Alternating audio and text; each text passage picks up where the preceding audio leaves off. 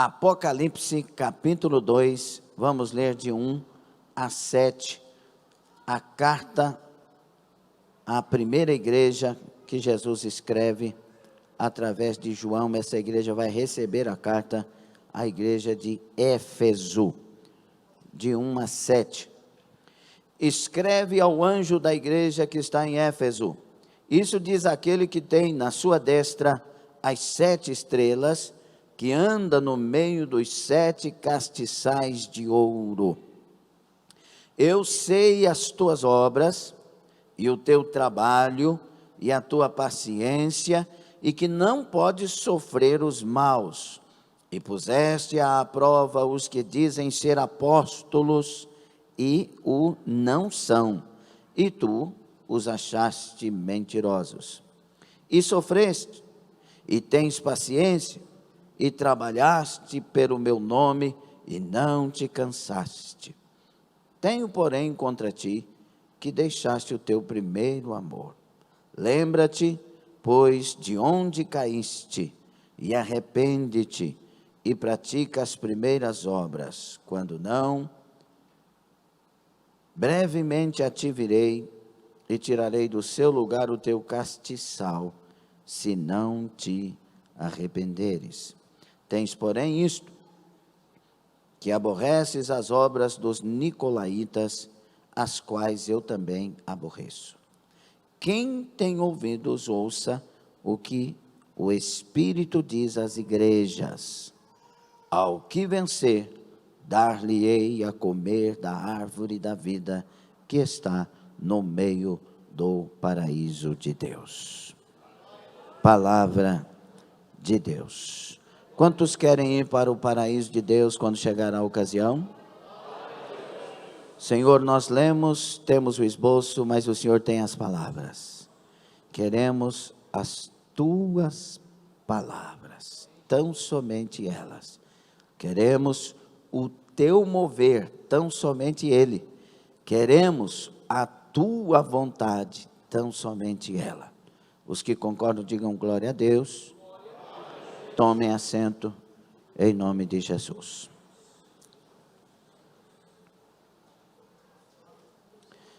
Meus irmãos, o livro do Apocalipse é um livro dos enigmas, o livro dos mistérios, mas também um livro de coisas bem claras e perfeitas para entendermos. É o livro das revelações, é o livro escatológico mais completo, porque revela a doutrina das últimas coisas, o que vai acontecer no desfecho de toda a história. Quando Jesus apresenta-se ressurreto a João, que está na ilha de Patmos, e eu quero resumir a introdução, Jesus fala: escreve as coisas que estão acontecendo, as que vão acontecer e as que vão acontecer nos últimos dias. Então, essa é a revelação do livro de Apocalipse. E Jesus, ele se apresenta ressurreto, o leão da tribo de Judá, cordeiro que foi morto, mas vive, e que ele tem uma mensagem para as 7 igrejas da Ásia Menor. E ele agora vai ditar as cartas para que João as escreva e envie para estas igrejas. Uma delas, o próprio João vai estar pastoreando, a igreja de Éfeso. E esta é a primeira carta.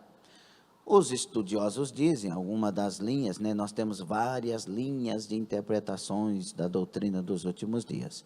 Uma destas, eles creem que são 7 cartas que revelam os 7 períodos da igreja. Quantos estão prestando atenção? Quantos desligaram os celulares? As 7 cartas representam 7 períodos da igreja. Então, começaria com o primeiro período e terminaria com o último, com a igreja de Laodiceia. Mas eles também entendem que cada igreja tem revelações em todo o tempo para todas as igrejas. E nós vamos ler esta carta com essa perspectiva. E, quando ele escreve a primeira carta, ele está escrevendo para uma igreja muito fiel. Nós lemos aqui as qualidades desta igreja, são qualidades de uma igreja que faz a diferença. A igreja que não se cansa, ela se gasta para fazer aquilo que ela deve, aquilo que glorifica a Deus, aquilo que é certo fazer. Ela se gasta, não se fadiga, não se cansa, ocupada em atender aquilo que é o propósito de Deus, segundo a vontade de Deus. E ela prova os apóstolos quando vão lá, se esses apóstolos são de Deus ou não. Os que ela achava mentirosos, ela rejeitava. Então, uma igreja muito fiel na doutrina, uma igreja muito fiel no trabalho, uma igreja de muitas qualidades, uma igreja que chamaríamos de perfeita. Só que para essa igreja, Jesus vai falar algo muito forte. Tenho contra ti. Então Jesus, ele olha para a igreja perfeita, mas tem algo contra a igreja que nós chamamos de perfeita. Que deixaste o primeiro amor. Você deixou o primeiro amor. Por isso eu quero ministrar sobre o tema, o Senhor nos dando essas direções e as palavras que venham dele, sobre o tema, a igreja perfeita, o seu fracasso e sua morte. A igreja perfeita, o seu fracasso e a sua morte. Essa igreja perfeita vai morrer. Aliás, as 7 igrejas morrerão. Essa igreja que nós estamos aqui lendo sobre ela, ela vai morrer no século 3º. Toda a cidade e a igreja será destruída. Essa geração que ouviu a carta, ela vai até permanecer, mas quando vem uma nova geração, essa geração vai abandonar realmente o primeiro amor e ela vai ser destruída. Quando Jesus escreve essa carta, e esta carta é colocada na Bíblia Sagrada, Jesus está apontando para nós e dizendo, não cometam os mesmos erros. Essa igreja está numa cidade que é considerada a cidade mais próspera da Ásia. E é uma cidade que era, além de próspera, um lugar onde a maioria das pessoas que iam para outros locais tinham que passar por ela. Nesta cidade tinham 2 cultos absurdos. O culto ao imperador, que na época da carta era Domiciano, tão cruel quanto Nero. E aí tinha um culto ao imperador, e tinha também um culto a uma deusa, que os romanos chamavam de Diana, a Diana dos Efésios. E os gregos de Ártemis, ou Artemis, como alguns pronunciam.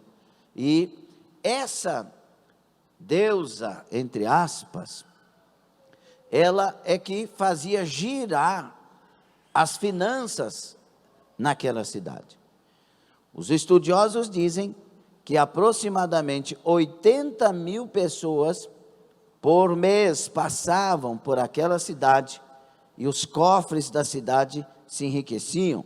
A rede, que nós podemos chamar hoje, mas naquela época eram outros nomes, a rede de hotelaria, o transporte, a venda dos fetiches, né, das imagens. Então, dava muito dinheiro. Por isso que um ourives chamado Demétrio vai se levantar contra os pregadores, porque Paulo vai aparecer naquela cidade pregando, né? Lucas vai falar sobre esse Paulo em Atos 18, Atos 19, ele vai aparecer ali com Priscila e Áquila, ministrando a palavra, depois vai deixar Priscila e Áquila, vai à frente, depois vai voltar, ficar aproximadamente 3 anos pregando o evangelho naquela cidade.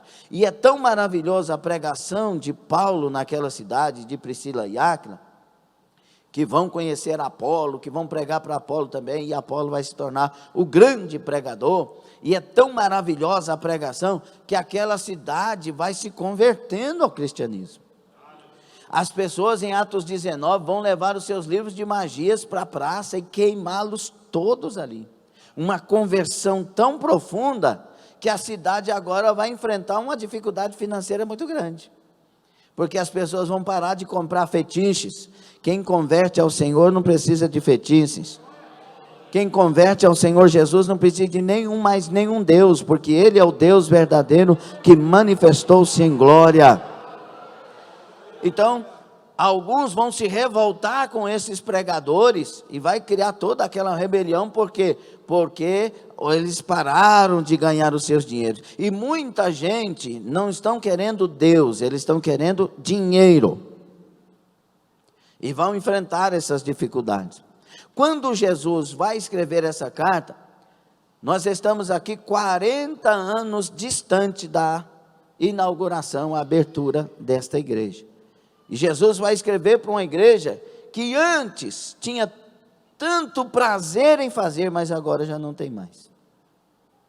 Existem 3 coisas no avivamento que eu já falei aqui, e os irmãos podem se lembrar, os que ouviram. 3 coisas muito especiais no verdadeiro avivamento bíblico: ortodoxia, ortopraxia e ortopatia. Ortodoxia, a doutrina correta, resumindo. Ortopraxia, a prática correta segundo a doutrina correta, que é a Bíblia Sagrada. E ortopatia, o sentimento correto. Tem muita gente que tem, como no caso desta igreja, a doutrina correta, a prática correta, mas não tem o sentimento. E é isso que Jesus vai cobrar dessa igreja. Está faltando amor. Está faltando amor. E se você não recuperar o que está faltando, eu virei contra ti e vou remover você do lugar onde está. Olha a ameaça por falta de amor. Sabe o que Jesus está falando? Eu falei isso lá na Europa. Sabe o que Jesus está falando aqui? Eu quero que vocês voltem àquela fé que vocês tinham. A fé que vocês têm agora não me agrada. Vocês têm o trabalho, vocês têm todo o cuidado de fazer, mas não têm a fé que me agrada. A fé que Judas diz nos versículos 3 e 4, a fé que uma vez foi dada aos santos. Eu quero aquela fé de volta. Rabá Shandai, Gorassi Amanda, aleluia. E Jesus, ele vai trabalhar com essa igreja, fazendo algumas coisas para que ela desperte para isso. Primeiro, ele começa elogiando a igreja, como é costume de Jesus nas cartas. Eu sei as tuas obras, eu sei o teu trabalho, eu sei a tua doutrina, eu sei que não suporta os apóstolos mentirosos, eu sei que vocês estão lutando dia a dia para fazer todas estas coisas. E Jesus elogia eles, mas também vem uma crítica: mas vocês deixaram o primeiro amor. E aí vem uma exortação: lembra-te e arrepende-te. E aí vem uma promessa: eu vou permitir, eu vou dar a vocês, que vocês tomem e vocês comam, aleluia, da árvore da vida que está no meio do paraíso de Deus. Ele está dizendo: eu vou deixar vocês entrar no paraíso e alimentar da árvore, vocês terão um futuro maravilhoso, uma promessa. Mas se vocês voltarem a prática do primeiro amor. Meus irmãos, nós temos que ser uma igreja missionária. Não existe igreja verdadeira que não seja missionária. A igreja verdadeira, ela é missionária a partir do lugar onde ela está. Ela não é a igreja que envia. Primeiro, ela é a igreja que ama as almas a partir do lugar onde está. E aí ela vai até os confins da terra. Vocês serão minhas testemunhas, tanto em Jerusalém, ou seja, o lugar onde a igreja estava, como na Judeia, em Samaria e até os confins da terra. Vocês serão testemunhas a partir do lugar onde vocês estão, até o mais longínquo lugar. Vocês serão minhas testemunhas.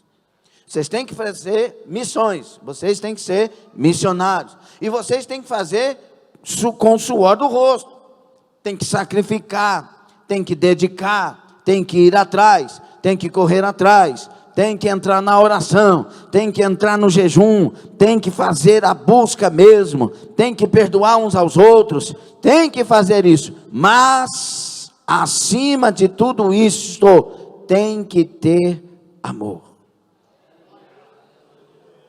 Porque fazendo tudo isso, se não tiver amor, eu mesmo vou fechar essa igreja.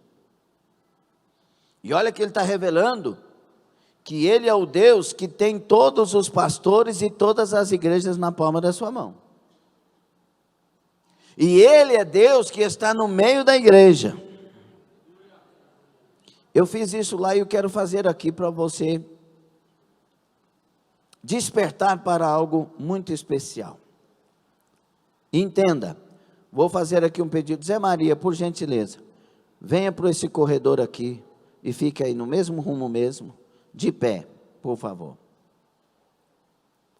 Quem está vendo o José Maria jovem? Só os que estão vendo, diga amém. Está vendo mesmo? O que faríamos e qual seria o nosso comportamento se Jesus tivesse ali?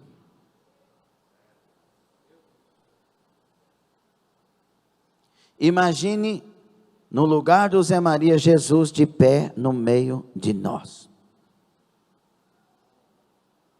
Você acha que alguém teria coragem de disfarçar para ligar o WhatsApp? Entraria no WhatsApp da igreja e descobriria a senha? Você acha que alguém teria coragem de falar, vendo Jesus no meio de nós, ao lado do outro, aquela irmã lá, Deus me livre? Você acha que alguém teria coragem, sabendo que Jesus está no meio da igreja, presente, de chegar atrasado num culto? Qual seria o seu comportamento se Jesus estivesse ali, de pé, no meio de nós? Qual seria o nível do temor no nosso coração? Qual seria o comportamento nosso que estamos no altar?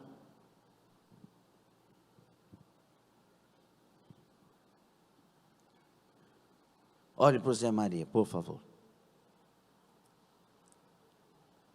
Ele não é Jesus, mas Jesus está no meio de nós.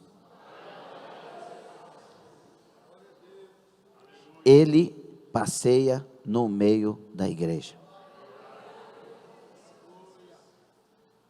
E ele não está no meio de nós porque somos pessoas tão especiais que ele veio por causa disso. Não, ele está no meio de nós porque ele é Deus que morreu por nós e disse: eu vou estar com vocês. A palavra dele é fiel, e ele está no meio de nós. Lagaço, daia. Se ele estiver aqui terça-feira no meio de nós, você vai viver ele? Se ele estiver aqui quinta-feira no meio de nós, você vai aparecer aqui? Se ele estiver na oração da noite, você vai aparecer aqui na oração da noite?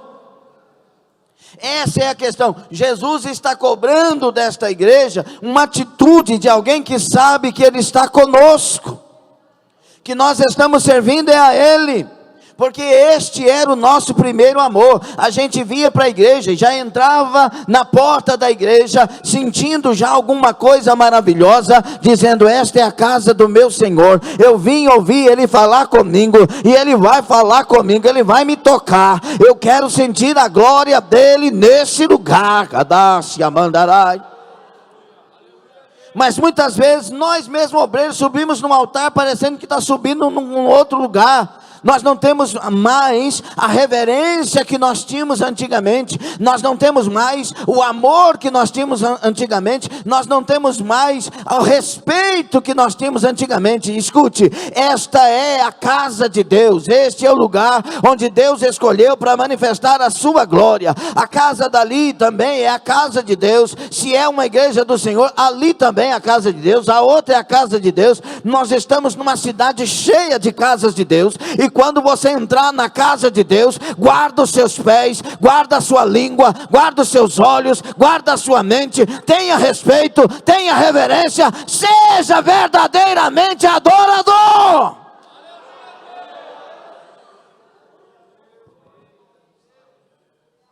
A primeira coisa que Deus está cobrando, vocês estão me ouvindo bem atrás? A primeira coisa que Deus está cobrando, explícita, clara, é o primeiro amor. Você deixou o primeiro amor. Desse jeito, eu não quero. Se você quer um relacionamento comigo, Jesus está dizendo isso. Se você quer um relacionamento comigo, tem que ser primeiro por amor. Alguém aqui quer casar com uma pessoa que não vai te amar? Não, mas você vai casar com a Miss Mundo, a mais bonita de todas, só que ela não vai te amar. Você quer isso? Tem que ter amor. O amor é o segredo de tudo. Por isso que Paulo, tão conhecedor dessa experiência, ele vai dizer, olhe para frente, preste atenção em nome de Jesus, se você tiver amor. Ele vai dizer assim, eu vou mostrar a vocês algo mais excelente, um dom sobremodo excelente. Ainda que eu tenha todos os dons, vou resumir, ainda que eu tenha todos os bens e dê aos pobres, todos os dons e opere tantos sinais, ainda que eu dê o meu corpo para ser queimado, que eu faça as coisas mais fantásticas, se não tiver ágape, nada serei, nada adiantará, nada valerá, porque o amor é sublime. O verdadeiro amor tudo sofre, tudo crê, tudo espera e tudo suporta. O verdadeiro amor não arde em ciúmes, não se ensoberbece, não folga com a injustiça. O amor verdadeiro nunca falha, nunca morre. Por isso, quando eu era menino, eu fazia as coisas de menino. Mas agora eu sou gente grande, eu sou homem. E agora que eu sou homem, aleluia, eu cresci e aprendi que estas coisas são as três coisas que restam acima de tudo: a fé, a esperança e o amor. Mas a maior delas é o amor. Quando Jesus me converte, a primeira coisa que Ele faz é derramar amor no meu coração. Ele derrama um amor no meu coração que me constrange. Um amor que eu não mereço. E sem mais nem menos, e sem esforço até, eu passo a amar até os meus inimigos. Eu passo a perdoar quem não merece perdão. Eu passo a sofrer o dano para não atingir o amor da minha vida, que é Jesus Cristo. Porque isso é amar, e isso é amor. Deus quer nos dar dois dons especiais nesta noite: o dom do amor e o dom de amar. Tem gente que tem o dom do amor, mas não sabe amar. Porque amor é o sentimento, amar é a atitude.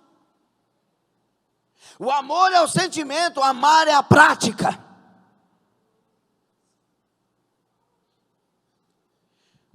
Quando alguém chegou para Jesus, será que Deus está falando conosco?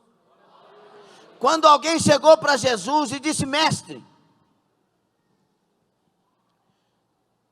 qual que é o maior dos mandamentos? Eu quero ser salvo.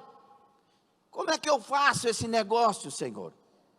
Amarás o Senhor teu Deus.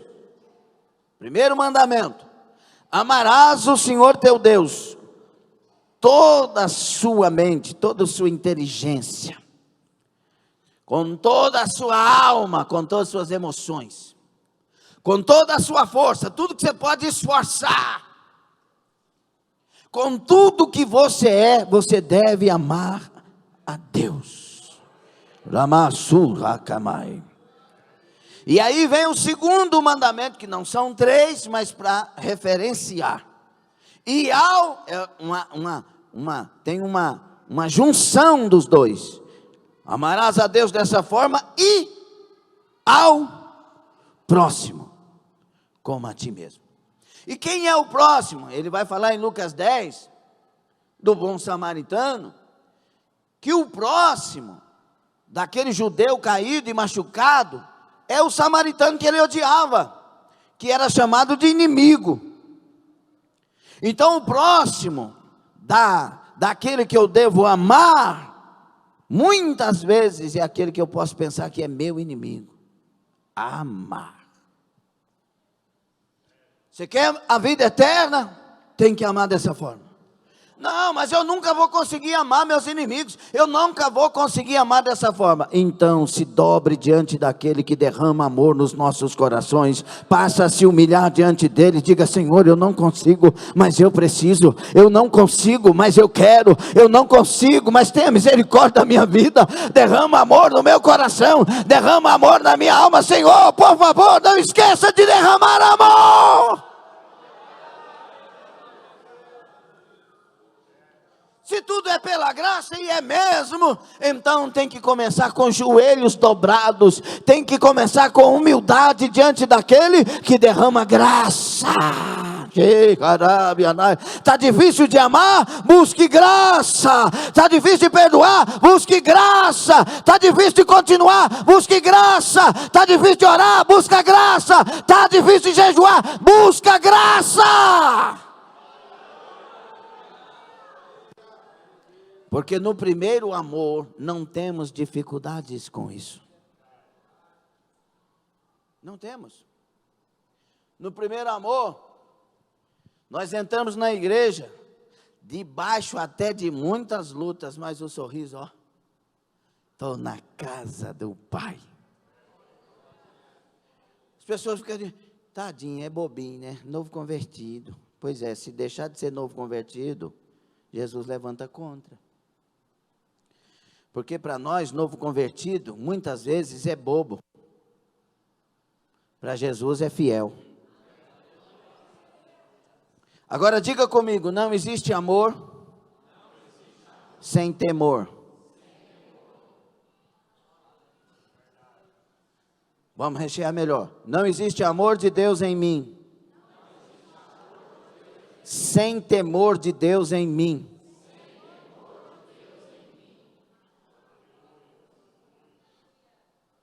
Eu vi uma descrição sobre temor que me falou muito no coração. Esses vídeos que passa e passa. É isso aqui, ó. Porque muitas pessoas, queridos, dizem que têm temor, mas é um temor mais de palavras do que de sentimento. É claro que a gente tem que ter temor. Não é claro que todo mundo tem que ter temor para servir a Deus, mas você tem. O que é temor? Temor, no que significa a palavra temor, zelos, quer dizer respeito profundo a Deus. Só que quando você fala respeito profundo a Deus, parece que ainda está faltando alguma coisa. Então temor é eu respeitar a Deus, mas com uma consciência. Olhe para cá.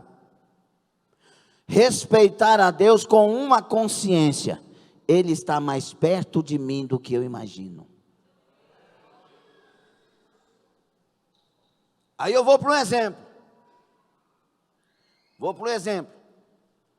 Tem pessoas aqui, algumas não, mas a maioria eu imagino, inclusive eu e minha família, que se o pastor vier morar dentro de casa, eles mudam muita coisa.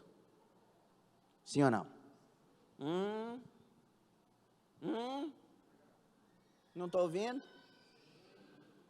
Tem umas programação na televisão, que se o pastor estiver lá, não vai ter mais. Umas entradinhas na internet, num sites, loucura pura, que se o pastor estiver perto, não entra.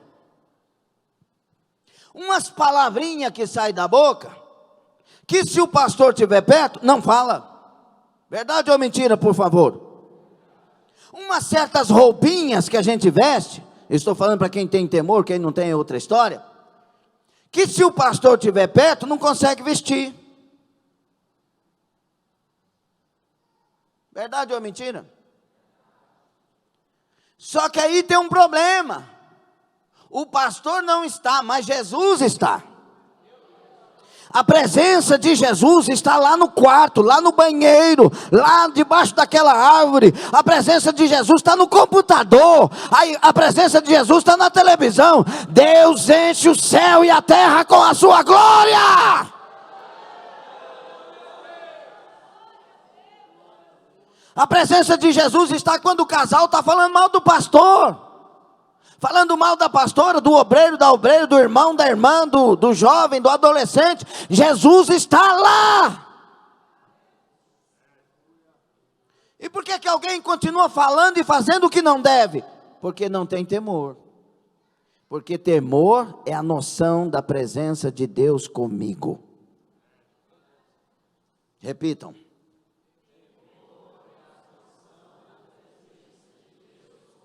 Mais uma vez.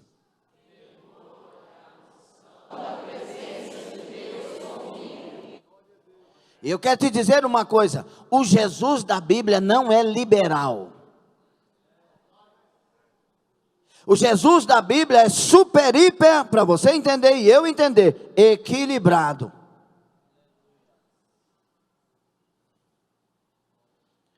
Então o que falta é amar com temor e ter temor com amor. Se nós tivéssemos essa noção, e devemos tê-la, nós vamos buscar, quem vai buscar? Nossa linguagem mudaria. Por isso que a Bíblia fala que quem tem Deus, a linguagem é pura. Por isso que a Bíblia diz que as coisas são puras para os puros. Por quê? Porque os puros têm a noção, ele está vendo, ele me conhece, ele sabe o meu nome, ele sabe o meu deitar e o meu levantar. Antes que as palavras venham à minha boca, ele conhece muito bem. Eu não estou pregando religião, viu, meu querido? Eu estou falando do Deus que fez os céus e a terra, que enche todos os lugares, que conhece todas as coisas, que tem toda a sabedoria que você possa imaginar. Ele é onipresente, onisciente, onipotente, ele é Deus.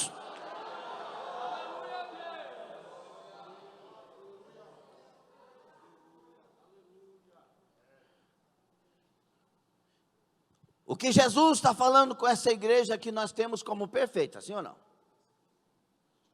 Sem amor não quero. Sem amor fecha a porta. Porque tem tanta gente falando de trauma, né? Ah, o trauma, parece que Deus não cura trauma, né? Parece que Deus, se não tiver um psicólogo, Deus não cura ninguém mais hoje. Eu creio no Deus dos milagres. Nosso pastor é psicólogo, Deus usou ele para libertar tanta gente e curar instantaneamente assim no poder do Espírito Santo. Parece que Deus não tem poder mais para fazer as coisas. Escute, meu querido irmão, Deus, ele tem o poder de nos fazer nascidos de novo. E nascido de novo não é uma pessoa nova, tipo assim, agora eu tenho uma nova história. Não, nascido de novo é alguém que morreu e agora Cristo vive nessa pessoa.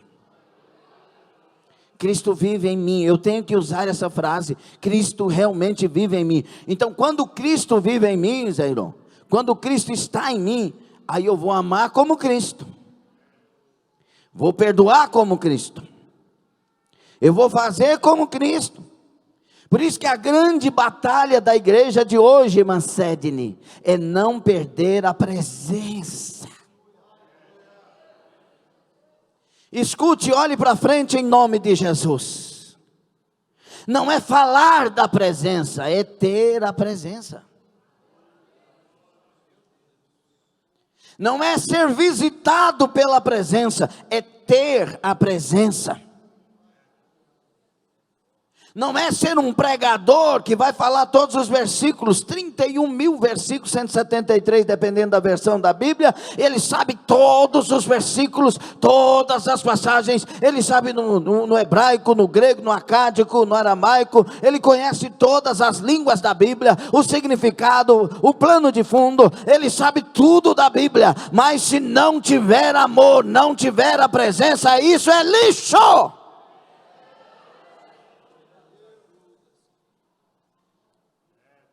tem que ter vida.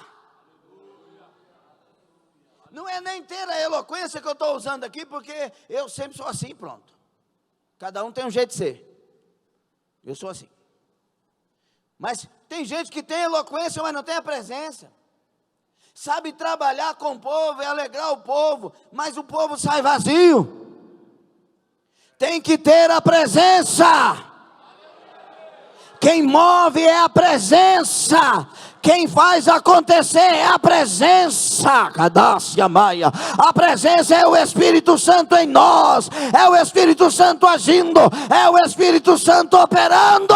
A presença é o mover da glória de Deus.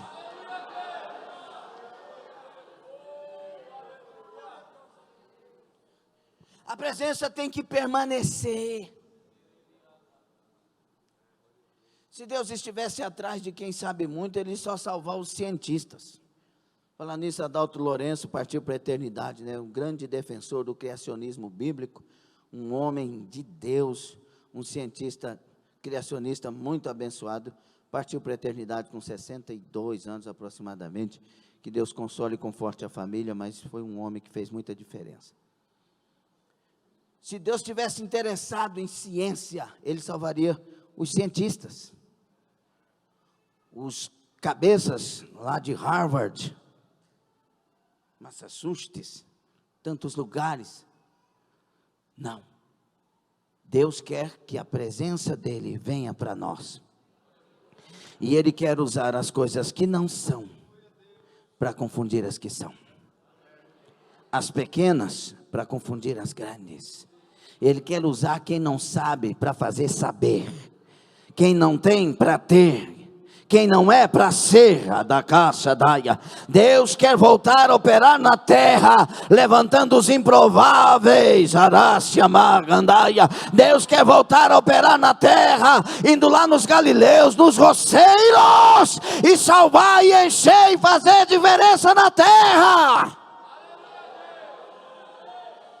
É isso que Deus está cobrando da igreja de hoje. Chega de saber tanto e não fazer nada. Talvez alguém descuidadamente possa olhar para essa carta e falar, voltar às primeiras obras, porque Jesus vai falar assim, tenho contra ti que deixaste o primeiro amor. Volta, arrepende-te e pratica as primeiras obras. Aí alguém fala, primeiras obras, evangelizar, fazer alguma coisa, ir nos cultos como eu ia nos cultos. Não, isso aqui a igreja fazia. Jesus está elogiando a igreja sobre tudo isso que ela já fazia. Primeiras obras aqui é ortopatia. Eles tinham ortodoxia, tinham ortopraxia, mas não tinham ortopatia. Eu não quero, sabe o que Jesus está falando para essa igreja? Eu não quero jejuns de vocês sem amor, sem fé que uma vez foi dada aos santos. Eu quero que você continue fazendo, mas lembre de onde caíste e volte a fazer com o sentimento que você tinha lá atrás.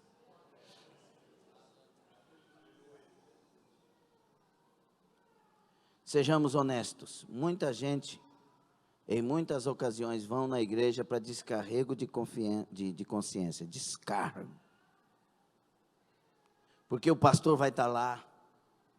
É muito triste você viajar e saber que pessoas fazem relaxadamente a obra, porque você não está, falta amor. E sem amor, não tem céu. Essa igreja, ela tinha que voltar a fazer com amor. Aí vamos aqui, você está gostando da palavra? Como éramos quando Jesus nos converteu? A gente faltava reunião de oração? Estou falando para os convertidos, tá bom? Tem gente que não converteu, já está 30 anos na igreja e nunca converteu. Quando Jesus nos converteu, como era a questão de vir na oração? A gente vinha com o coração queimando. Deus vai falar. Senhor, eu quero ser batizado. A gente tinha aquele propósito, eu quero ser batizado. Quando não era, eu quero ser batizado no Espírito Santo. Eu quero falar as línguas. Hoje, tem gente que tem medo de ser batizado. Porque diz que fica fanático. Você precisa encontrar Jesus. Porque quando Jesus nos batiza, a gente fica fiel. Quando Jesus nos batiza, a gente começa a amar como Ele ama, perdoar como Ele perdoa, viver como Ele viveria no nosso contexto de vida. Deus quer que muitos de nós voltemos às orações da madrugada, da noite. Muitos de nós voltemos aos propósitos de jejum. Alabaxa, daia. A ciência já provou, jejum é maravilhoso para a sua saúde. Descansa o corpo, descansa o pâncreas, mata as células cancerígenas. Jejum é uma saúde que cura você. Adacabanaia. E o jejum bíblico é poder de Deus para você vencer as suas batalhas, as suas guerras. Com jejum você vence a carne, com jejum e oração você vence as guerras todas, com jejum e oração você é mais que vencedor numa vida de fidelidade com Deus.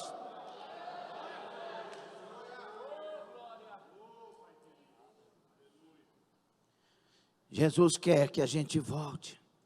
Aí vem os traumatizados. Você tem que parar de ouvir sobre trauma e começar a lembrar sobre um Jesus que cura. Um Jesus que dá experiência. Aleluia. Deus não dá trauma para a igreja, Deus não adoece a igreja, Deus dá experiência, Deus trabalha com a igreja, Deus deixa a gente num canto esquecido, não é para ficar cheio de trauma, sentindo rejeição, não. Ele deixa a gente num canto esquecido para aprender, vencer batalhas na solidão, na calada da noite, da camaçaia. Jesus silencia conosco, não é para dizer eu não te amo mais e não tenho nada contigo. Quando Ele silencia conosco, Ele está dizendo, agora eu estou te dando a oportunidade de mostrar o que você já ouviu da minha boca, o que você já aprendeu de mim. Eu te dou a oportunidade de ser homem de verdade, mulher de verdade. Deus não dá trauma para a igreja, Deus dá experiência, maturidade.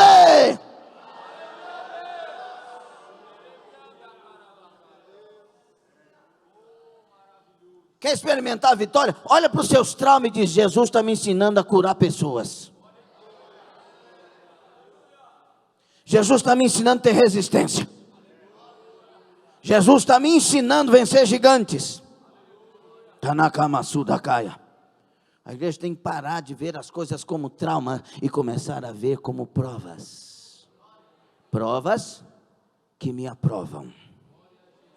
Alguém tem ouvidos para ouvir o que o Espírito diz? Então é necessário voltar à prática das primeiras obras, que são as mesmas que a igreja estava fazendo, porém, com sentimento, com amor. Chega aqui na igreja, alguém fala, você é doido, você chega aqui 6 horas para abrir a igreja, você parece escravo da igreja, e você olha para a pessoa com lágrimas nos olhos e diz, não me tire o privilégio de fazer alguma coisa para Jesus. Eu ouvi isso lá em Brasília, em Taguatinga, quando eu fui ministrar, de uma irmã que ela fazia as coisas na cozinha praticamente sozinha. Aí chegou umas irmãs, eu fui dormir lá no apartamento, ela e o esposo dela, uns aposentados muito queridos, o nome do irmão era Orlando. Aí ela disse, pastor, umas irmãs chegaram para mim e falaram assim, olha, a senhora está fazendo sozinha, olha a idade da senhora, o jeito da senhora, a senhora tem que entregar isso aí, o pastor se vira com o que precisa, não sei o que e tal. Ela olhou para mim com os olhos cheios de lágrimas e disse, pastor, eu disse a elas, eu nunca fiz nada para o meu Jesus, e agora eu estou fazendo. Não me tira esse privilégio, irmã, é meu privilégio servir Jesus. Sabe qual é o nosso problema? É que a gente vai enjoando das pessoas e brigando com pessoas e pensa que nós somos reis da cocada preta. Se alguém fizer alguma coisa para o Clésio, se alguém fizer alguma coisa para o Gonçalo, se alguém fizer alguma coisa para o Ricardo, se alguém fizer alguma coisa para o Diego, se nós estamos fazendo como crente, é para o Senhor que estamos fazendo. Jesus deixa isso muito claro em Mateus 25, olha, eu estava preso, vocês foram me visitar, estava doente, vocês foram me visitar, estava com frio, vocês me cobriram, estava com fome, vocês me deram de comer. Não, Senhor, quando foi que te fizemos isso? Quando vocês fizeram a um dos meus pequeninos, foi a mim que vocês fizeram. Pequeninos são os discípulos, pequeninos são os servos, pequeninos são as pessoas lá na situação de rua, pequeninos são os irmãos que precisam de uma oração, de uma ajuda. Aleluia. Nós estamos não servindo os homens, nós estamos servindo a Deus, nós estamos servindo a Jesus Cristo. Volte à prática das primeiras obras, para de dormir dentro da igreja, vê se faz alguma coisa para ressuscitar aquele homem que você era, aquela mulher que você era. Pare de ficar olhando de lado na igreja, se alguém vestiu, se alguém deixou de vestir, se alguém cantou bem, não cantou, prega bem, não prega, o terno do outro, a camisa da outra. Para de ser crente retardado e passa a ser um crente cheio da glória de Deus, da presença do Espírito Santo.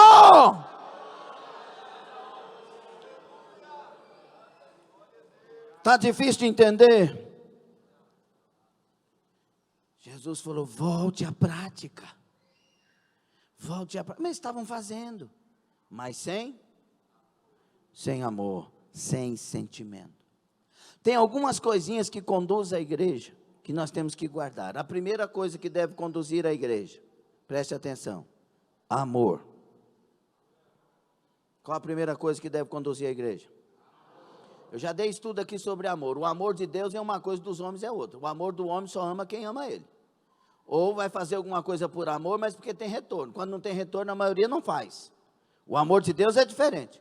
O amor de Deus é doutrinado. O amor de Deus deixa o pródigo passar fome, porque sabe que passando fome ele vai acordar e vai voltar para casa. Então é o amor de Deus. Amém? Segunda coisa que movimenta a igreja, diga comigo, proskunel. O que é isso no grego? Adoração. Adoração é um estado, um perfil de vida, um modo de vida que me faz forte todos os dias. Ser adorador é ser renovado toda hora. Já viu um adorador cantar? O adorador, quando vai cantar, ele começa a sentir a presença de Deus. Começa a chorar. Aí o povo olha para ele chorando e ele não está nem aí, só está limpando as lágrimas. Ai, Jesus, eu tenho pé. E vai, renovando. O adorador, ele vai orar, ele sente a presença de Deus. Vai orar, Jesus, acontece o que acontecer, eu sou teu servo, eu te amo, eu te adoro. Ele vai orar e a glória de Deus está lá renovando ele. Quem vive em adoração, vive em renovo. Proskunel no grego quer dizer prostrar-se. É alguém rendido a Deus, prostrado diante de Deus. Algumas revelações de adoração, uma delas é beijar a face de Deus, sentir o carinho de Deus, sentir o amor de Deus, sentir a presença. Deixa eu te falar, você serve um Deus que ama, um Deus que perdoa, um Deus que renova, um Deus que fortalece. Se você está servindo, se você serve a Deus, esse Deus é um Deus presente, é um Deus vivo. Seja adorador, isso movimenta a igreja. Outra coisa que a igreja tem que aprender é, diga comigo, proskunel. Primeiro é o amor, ágape, agapau. Proskunel, agora diga querigma. O que é isso? A mensagem. Igreja, ela é viva ouvindo a palavra. tendo a mensagem, tanto escrita como revelada naquele momento. Essa palavra aqui que Deus está dando, é para nos levantar, é para nos curar, é para nos tirar dos abismos, é para nos tirar dos buracos, é para nos tirar da perdição, é para nos tirar das drogas, é para nos tirar da cachaça da vida, é para nos tirar dos males dessa vida. Essa mensagem, ela tem o poder de lavar, ela tem o poder de limpar, ela tem o poder de santificar, ela tem o poder de purificar, ela tem o poder de fortalecer, ela tem o poder de produzir fé, ela tem o poder de ser confirmada com milagres, maravilhas. A mensagem, Arás e Amandai, a coisa mais poderosa que os meus ouvidos podem receber é a pregação do Evangelho. É por isso que nós temos que ter ouvidos para a palavra. Nós temos que ter olhos para a palavra, nós temos que ter fome da palavra. É a palavra que opera em nós. Foi ouvindo a palavra que Deus converteu a minha vida, foi ouvindo a palavra que Deus me libertou, foi ouvindo a palavra que Deus transformou a minha caminhada. Você está ouvindo a palavra, não é escutar a palavra, é ouvir a palavra, é receber a palavra. Diga ágape, proskunel, querigma. Diga diaconia. A igreja verdadeira, ela tem diaconia, ela serve. Jesus foi o maior diácono de todos os tempos e é. Eu vim para... É servindo que a gente é servido, é dando que se recebe. Irmãos, nós não somos uma sociedade de gente, nós somos o corpo de Cristo na terra, e o corpo serve. Se o teu inimigo tiver fome, serve comida. Se tiver sede, serve água. Se o seu inimigo estiver amaldiçoando, serve bênçãos. Se estiver te perseguindo, ore por ele, serve oração. Nós vivemos para servir, e tudo que a gente faz de bom, volta para nós, assim como o que faz de mal. Então faça o bem. Quando depender de você, tenha paz com todos. Quando depender de você usar a sua boca, usa para usar palavras que edificam. Não deixa a murmuração chegar na sua boca, não deixa a reclamação chegar na sua boca. Levanta de manhã na sua casa, e minha casa é uma bênção. O Senhor Jesus, tu és dono dessa casa. Senhor, está faltando aqui alguma coisa, mas tu és o provedor da casa. Eu creio no cuidado do Senhor. Usa a sua boca para abençoar, usa a boca para ministrar, usa palavras que possam atrair vitória de Deus, porque o poder da vida e da morte está nos lábios. Então usa palavras de vida, palavras de libertação, de mudança, de conversão. Usa palavras de amor, de afeto. Sirva com palavras. Diga ágape, proskunel, querigma, diaconia, e diga koinonia. O que é koinonia? Comunhão. Só que comunhão, irmãos, tem um serviço de uniformidade, de unidade, de união. Escute aqui, preste atenção em nome de Jesus. Olhe para frente. Isso aqui é um culto.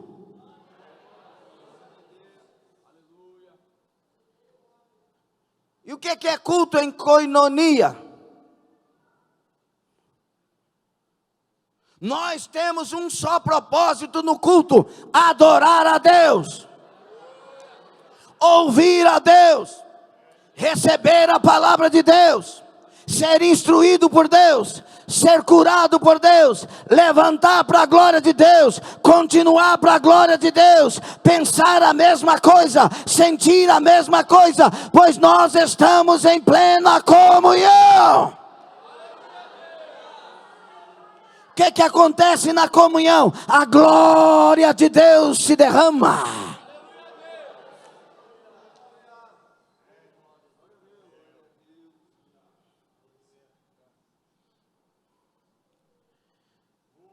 Por isso que o diabo, quando você vem para a igreja, alguém vem para a igreja, o diabo lança aquelas palavras, aqueles sentimentos de divisão de comunhão.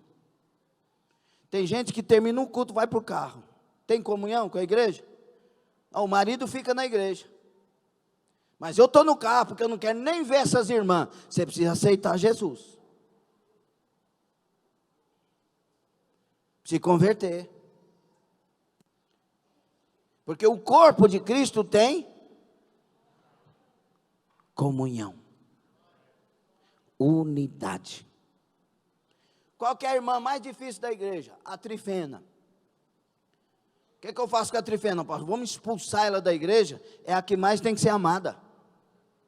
Pastor, não estou dizendo amar os erros da trifena, que é fofoqueira, que é isso. Não é amar o pecado dela, mas amar ela para ela se perder de todos os pecados e se achar em Cristo.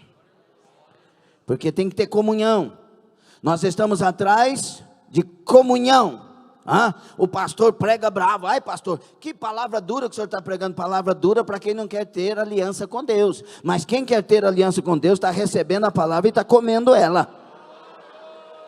Aramassudai, candarachai. Então, na koinonia, nós não estamos olhando quem tem defeito, quem não tem. Nós estamos lutando para juntos servir, adorar. Unidade. Vamos para o trio elétrico. Todo mundo vamos lá pregar. Vamos para a oração. Se a igreja tivesse plena comunhão, como deveria, todo culto de oração era um tumulto de carro. Estacionando ali, quero orar. Me dá um lugarzinho que eu quero orar. Teve dia aqui que teve que fechar, porque os irmãos das orações das 10 não vieram. Eu estou com uma dor, irmão. A minha coluna. Não, a coluna da minha avó. A coluna da minha avó está doendo, eu não posso ajoelhar. Entendi. É tanta desculpa descabida. Quando a gente tem comunhão, a glória de Deus está presente de maneira maior. Aí você vem doente e volta curado. Você vem com dor e volta sem dor. Porque você não abre mão. A minha esposa falou, não sei para quem esses dias aí, eu não podia nem ter falado isso, mas falou. Ainda bem que eu não sei para quem, então tudo bem. Porque eu estou com dengue e não consigo ir para a igreja. Mas está aparecendo comprando não sei o que na panificadora, não sei o que no supermercado, mas para a igreja eu estou com dengue. Não, meu esposo também teve. E aí? Eu não vi isso. Mas ele foi para a igreja. Ele pregou, ele ministrou, estava na igreja com dengue. A Janaína sabe. E tal, na hora do que você prega, o trem está, beleza, aí você sai. Mas está lá fazendo. E Deus dá força. Aí eu vim aqui, os irmãos orou por mim, na reunião dos obreiros com dengue, fui curado. Na casa de Deus. Não, mas dá para fazer para os outros, mas para Deus não, está faltando comunhão. Está faltando noção do que é comunhão. Escute aqui uma coisa, uma revelação do Espírito Santo. O corpo de Cristo é saudável. O corpo de Cristo é curado. O corpo de Cristo é abençoado. E quando você faz parte do corpo de Cristo, mesmo doente, um milagre vai acontecer. Comunhão. Adoração. Termina logo, pastor, que eu tenho que ver o fantástico. Você tem que ver o fantástico paraíso de Deus. Se a volta de Jesus for hoje, é bom que a gente fique até meia-noite. Eu não quero saber disso, problema seu, mas eu quero saber do céu, da glória de Deus. Arabacachai. Koinonia significa harmonia, acordo, identidade.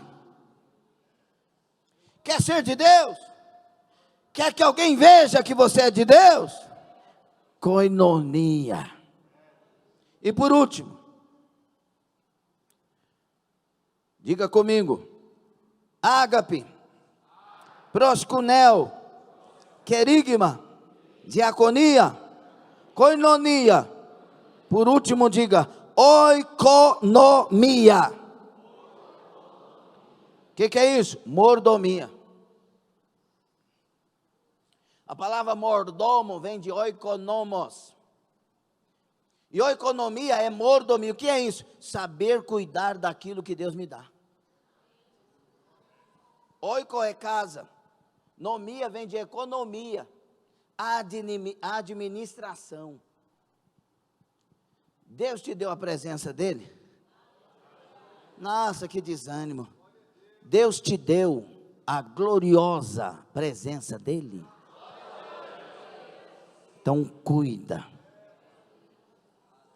Aqui está a manutenção. A manutenção. Cisternas rotas, 2:13 de Jeremias, que não retém água, não tem manutenção, não retém a água. Deus chamou o povo dele de cisternas rotas. E disse: vocês cometeram 2 erros. O que vocês fizeram? Primeiro deixou e depois cavou.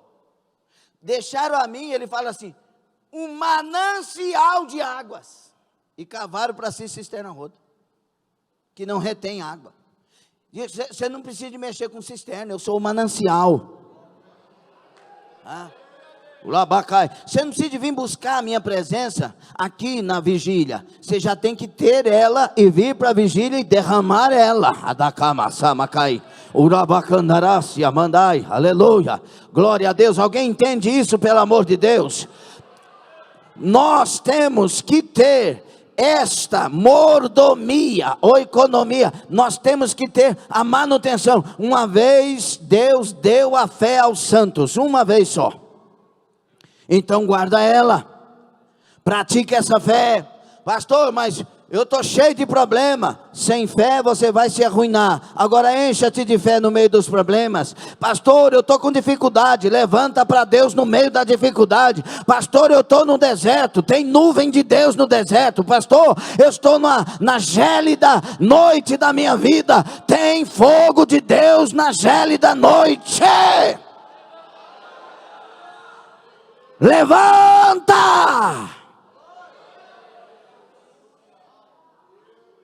Eu tenho que ser mordomo da minha alma, administrador de mim mesmo. Ninguém vai me parar. Por isso que o Paulo, tão cheio de fé, diz: ninguém me inquiete. Trago no meu corpo as marcas de Cristo. Chega! Eu sei em quem tenho crido. A manutenção. O Jó, no meio do caos da vida dele, levanta e diz: eu sei que o meu Redentor vive. Manutenção. Palavras que repreende o mal e traz glória.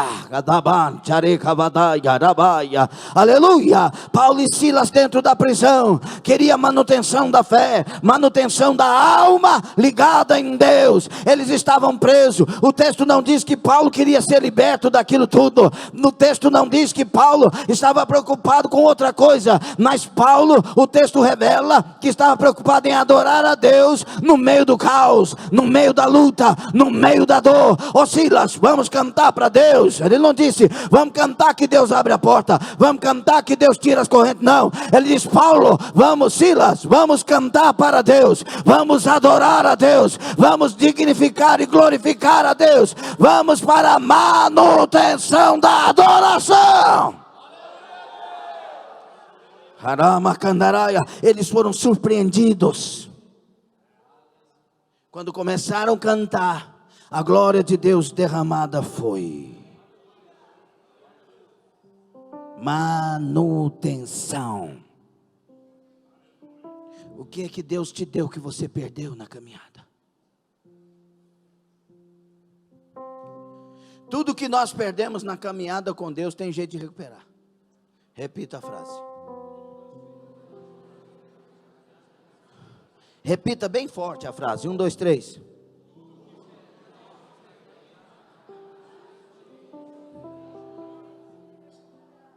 Tudo e com mais excelência. Vamos para os exemplos bíblicos. O pródigo. Perdeu a herança, perdeu a casa do pai, perdeu tudo na caminhada, recuperou tudo. Jó perdeu tudo, miseravelmente tudo. Carne não tinha mais, só pele e osso. Filhos, recuperou tudo em dobro. Tudo que se perde na caminhada com Deus tem jeito de recuperar. É hora de levantar e correr lá e buscar. Eu quero encerrar esta mensagem dizendo isso. Jesus falou: vocês são perfeitos, mas está para morrer. Vocês são perfeitos, mas está para serem destruídos. Aí diz: lembra-te. Nós temos que ter esse exercício nesta noite. Lembrar. Lembrar como nós cantávamos para Deus. A minha alma estava longe do caminho. Eu era pobre,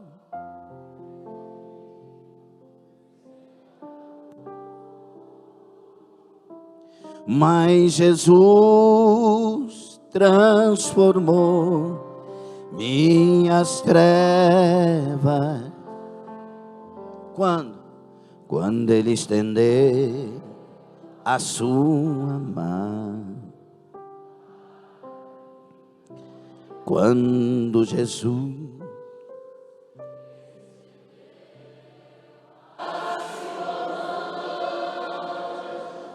Ele estendeu a sua mão para mim. Quem era você? Eu era pobre,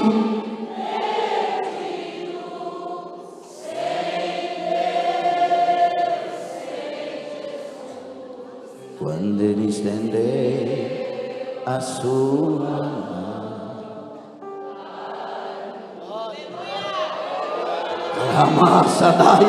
Quando Ele me converteu, eu era um miserável pecador, no lixo da história da minha vida. Ele olhou para mim, Ele me amou. Ele não merece uma adoração meia telha, meio tijolo. Ele merece uma adoração com toda a minha alma.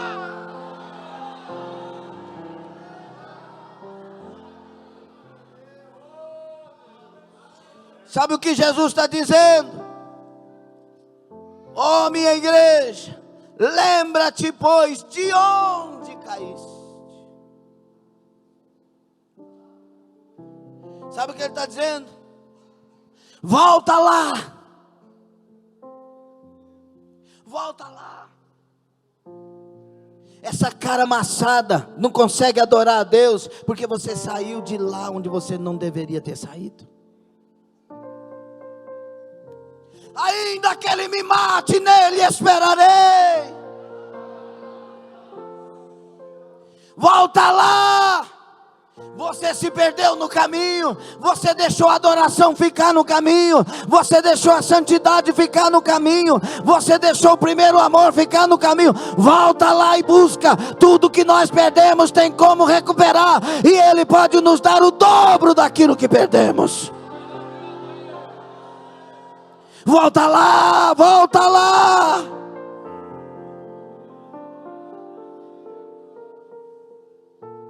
Um dos processos da cura interior é voltar lá onde aconteceu. Reviver o momento.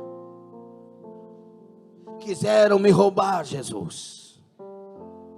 Quiseram me roubar de ser adorador. Quiseram dizer a mim que eu não podia pregar as palavras que Deus me revela, porque o povo não ia aceitar. Eu fui orar. E Deus abriu, por sua misericórdia, a boca e disse: você é assim porque alguém te obrigou, ou você é assim porque eu te formei? Foi a denominação que te ensinou a ser como você é? Ou foram as revelações que eu fui trazendo para você ser quem você é? Foram as revelações, Senhor. Então continua. Não perca o que eu te dei. Identidade. Ramassandai. Nós não podemos ser pessoas que camuflam. Hoje é lagarto, amanhã é lagartixa, o outro dia é jacaré, o outro dia é crocodilo, o outro dia é leão, o outro dia é leoa, o outro dia é gato. Não, nós temos uma identidade. Nós somos servos de Deus todo dia. Nós somos cheios do Espírito Santo todos os dias. Nós somos escolhidos de Deus para a sua glória. Nós somos a igreja do Deus vivente todo dia. Nós somos adoradores por excelência todo dia. Volta lá.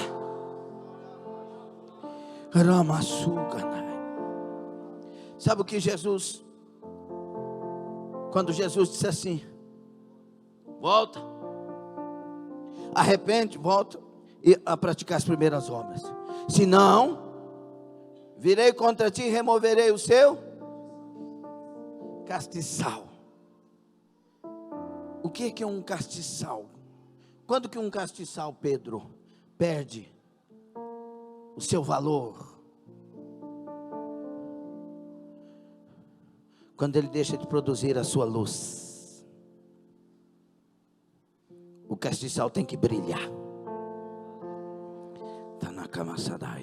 Sabe o que é que Deus está falando para nós? Volte a brilhar. Volte a revelar a luz do seu Deus. Arabachandaraia. Volte à alegria da salvação. A alegria da salvação faz o nosso rosto ficar formoso, belo, bonito. Abacaxadai, o Senhor sobre ti resplandeça o seu rosto e te dê a paz. Canascia mandaraia. Nós somos filhos da luz. Nós não pertencemos às trevas. Nós devemos portar como filhos da luz. Volte a brilhar a glória de Deus na sua vida. Fique sobre os pés.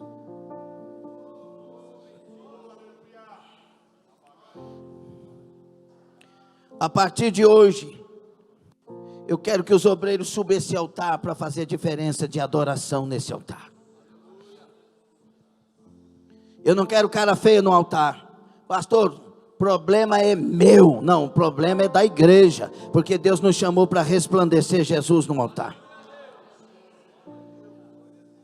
No altar, nós deixamos o lixo lá de fora e subimos com a presença gloriosa de Deus. Quando foi que Jó mudou a história dele? Quando ele orava para os seus amigos. Quando ele orava para os seus amigos, Deus disse assim: desce lá e dá tudo de volta. O texto diz que a sorte de Jó foi mudada quando ele orava por seus amigos. Agora me conte, quem eram os amigos? Eram os mais chegados de Jó, mas cada um era um acusador. Nós temos acusação aqui na igreja, para a gente ficar com essa cara de quem pediu não ganhou. Nós temos que ter alegria no altar. A partir de mim, nenhum era digno de subir nesse altar. Nenhum era digno de colocar os pés nisso. A partir de mim. Então vamos acordar. Nós vamos subir nessas escadas aqui, dizendo: hoje sobe um adorador renovado. Eu tenho certeza que se a igreja olhar para um altar cheio de adoração, que resplandece a luz de Cristo, a igreja vai ser mais cheia. Estou falando cheia não é de pessoas, cheia da glória, cheia da presença. Rabacaxadaia. O Damassuramacai. Eu tenho em nome de Jesus um pedido a fazer à igreja. A partir de hoje, entre pelas portas desta nave com disposição de adorar, de glorificar. Não importa a sua dor, não importa a tempestade que você esteja atravessando, ainda que tenha apanhado e o corpo esteja doendo e a coisa esteja feia, convide Silas para cantar dentro da prisão. Ainda que a batalha seja dura e 3 nações se levantou contra ti e você não tem poder para vencer uma, bota o grupo de louvor na frente e vai cantar louvores a Deus.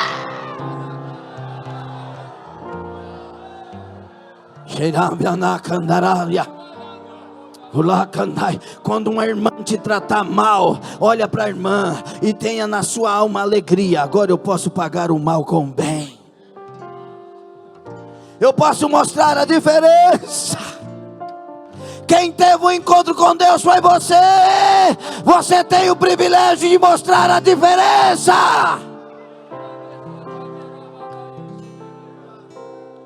Se você tem pernas, fica sobre os pés na presença de Deus, em nome de Jesus. Deixa de preguiça. Só que você que tem criança na mão, não, fica tranquilo. Agora quem tem pé, fica de pé. É hora de ser de Deus de verdade. Temos preguiça para adorar, temos preguiça para honrar Deus, mas lá no mundo, se o patrão chegar, é hora de ser de Deus. É hora de ter atitudes diante dos olhos daquele que, quando vê uma reação que nós estamos tendo diante dele, para a glória dele, com a disposição de adorar, ele vai dizer: desce lá, anjo, provoca um terremoto naquela prisão, abre todas as portas, porque os meus filhos tinham tudo para reclamar e murmurar, mas eles estão adorando.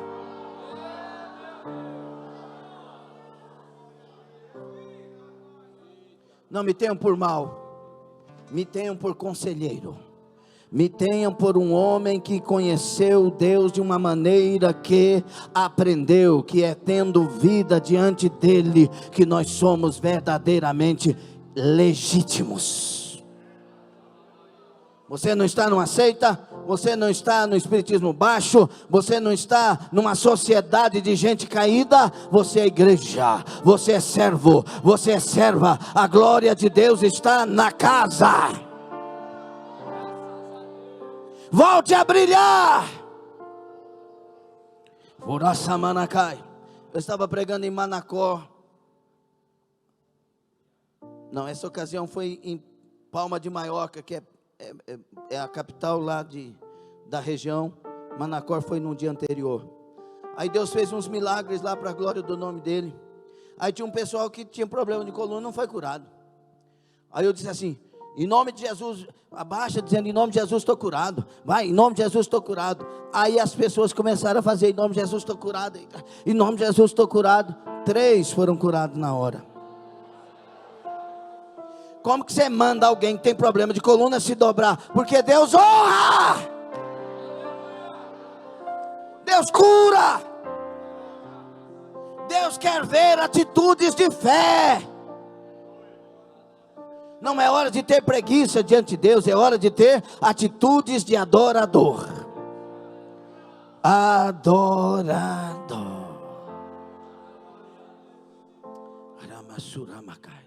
Feche os seus olhos. Feche os seus olhos. Lembra como você era antes? Lembra como você entrava na igreja? Lembra como era o seu prazer nos cultos semanais?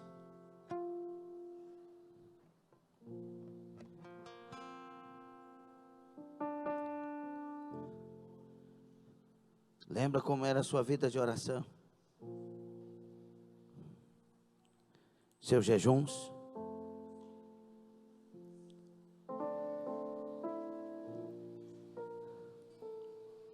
Lembra como era o temor no seu coração? Você chegava a bater na boca quando falava uma palavra que interpretava que não agradou a Deus.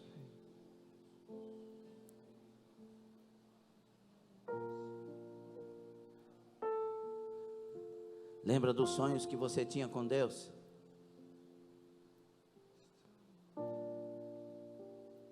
Muitos sonhavam até em morrer por amor a Jesus.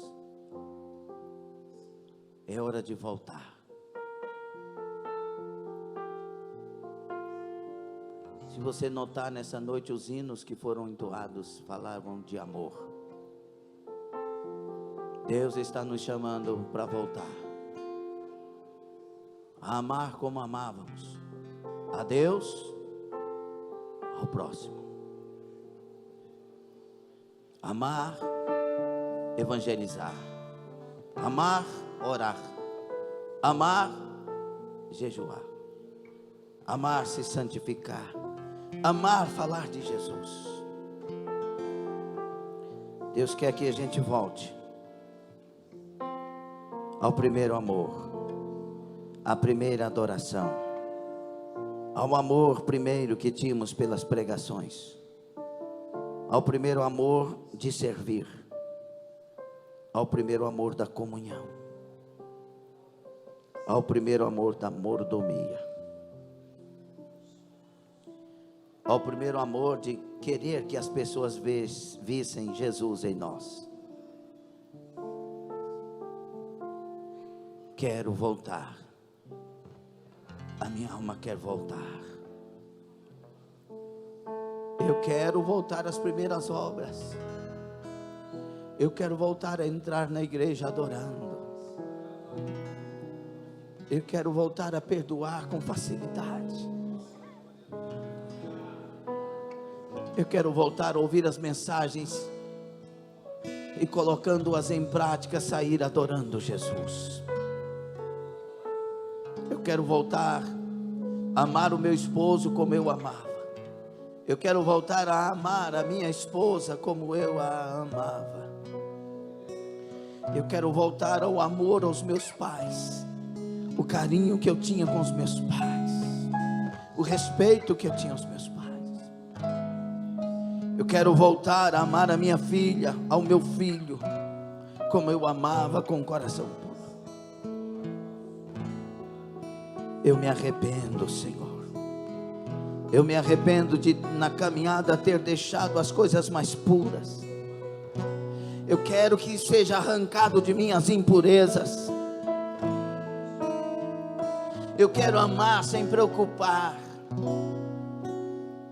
Eu quero amar por amor, por amar, por prazer.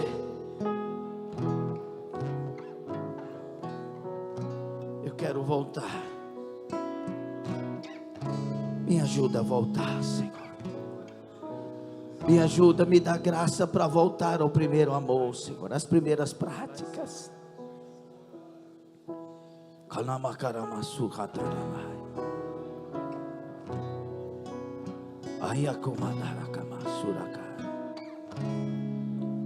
Me faz, Espírito Santo, voltar lá onde eu caí. Me faz voltar onde eu me perdi, Espírito Santo.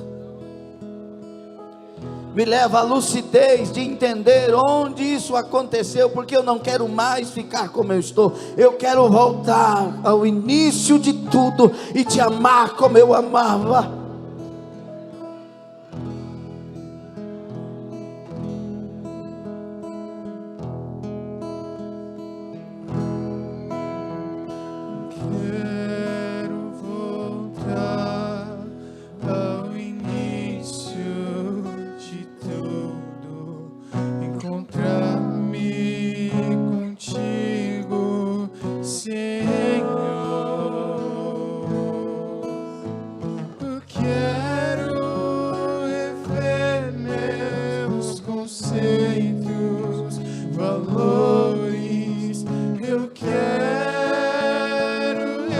Seja a nossa oração nesta noite.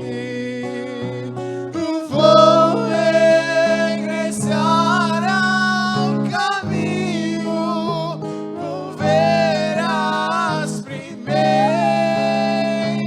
obras, Senhor. Eu me arrependo, Senhor.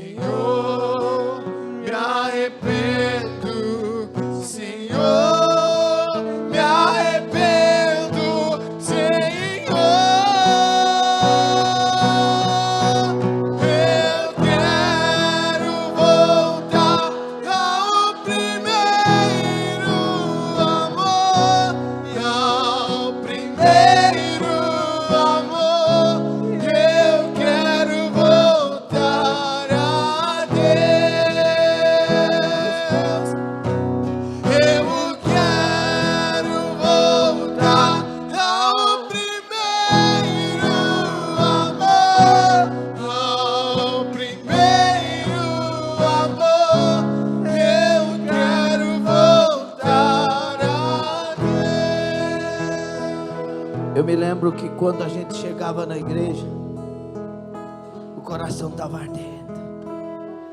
Será o que Deus vai falar nessa noite?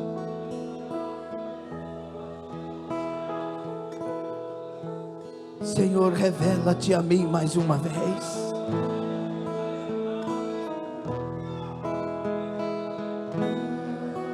Eu me arrependo, Senhor.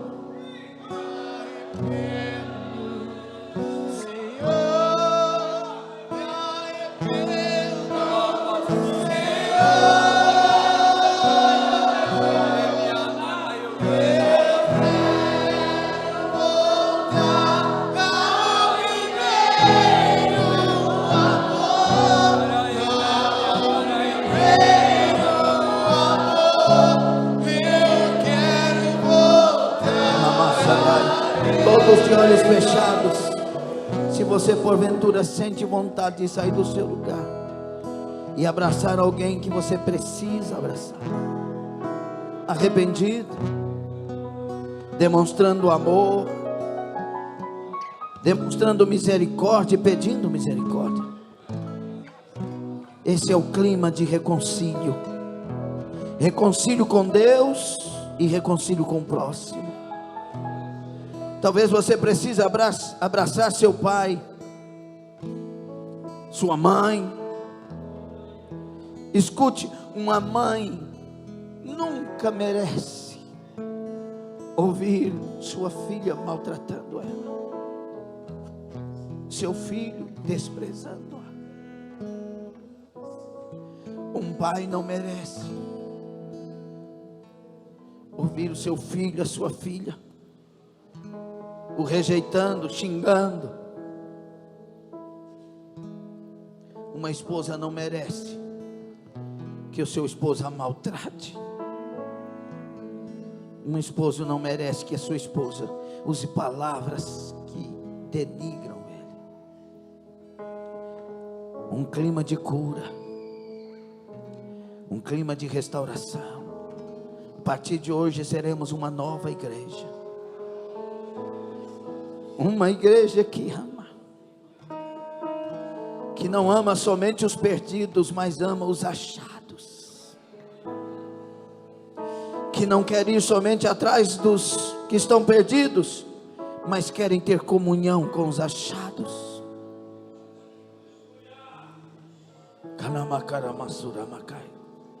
Você pode abraçar seu pai e sua mãe nessa noite.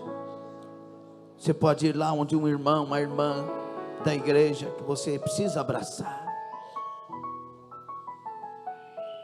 Mais amor, Senhor, mais amor em nossos corações, mais perdão, Senhor, mais perdão em nossos corações.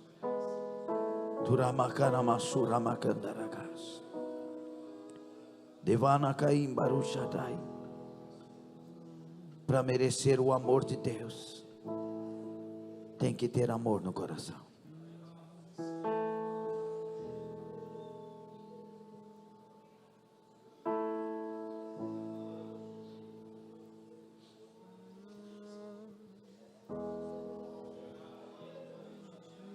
As coisas desse mundo. Quero ser como criança, te amar pelo que é, voltar à inocência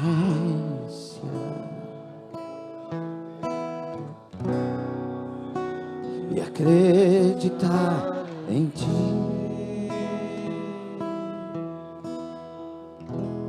Mas às vezes sou levado pela vontade de Esse é o problema. Deus não é Deus de grandes. Torno-me independente e deixo de simplesmente crer.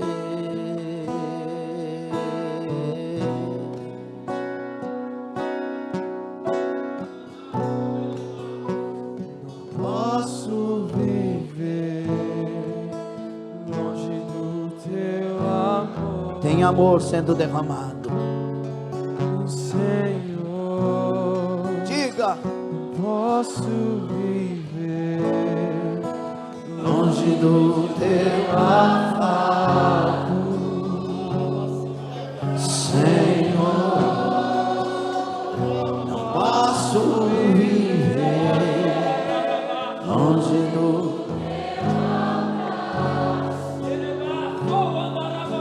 Senhor. Diga para ele abraçar.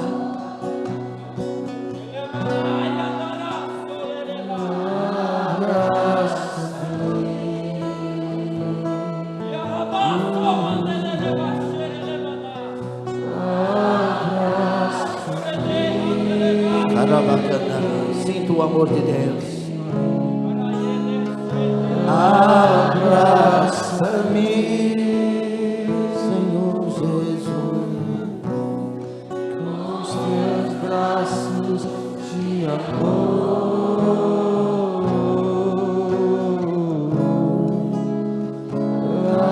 Abraça-me. Derrama, Senhor. Derrama cura. Derrama a tua presença que sara, a presença que cura, a presença que quebranta, que liberta, a presença que traz reconcílio, a presença que traz o primeiro amor de volta,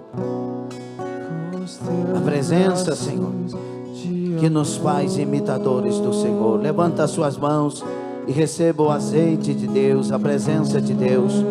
Romanos 5,5 se cumpra. Que o amor de Deus seja derramado em nossos corações pelo Espírito Santo.